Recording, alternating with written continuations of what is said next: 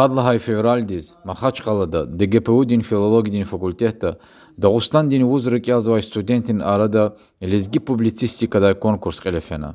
Аны ДГУ дай в ДГПУ дай қанцусат студенти иштиракна.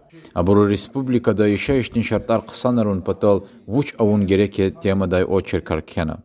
Колахриз қимет аргаидлай қулух ғалиб ченит орарны чирхана. Ик садлачка ДГУ дин филология дин факультетин студентка лезги Шахпазова ди.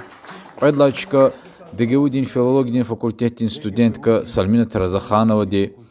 Пудлахачка ДГПУ дин филология дин факультетин қайдла курсунин студентка артер Милена Ахмедова дин Хадижа Хаджиева ди. В ДГУ дин филология дин факультетин қайдла курсунин студентка Пелиджат Мисриханова ди қуна. Ғалиб через қанцуд қад вацуд ағзур манатин қадар дуз пул дин пишкешар, дипломар, Qur'an din ayatrin manayar lezgic alal, lezi gazet din vişis kitabar gana. Qeydiyin ki, mearekat al-qadar hasanan torunix kalay medeniyat din marifat din centra di, felenka di, vo lezi gazet din redaksi di sanal qilet xana.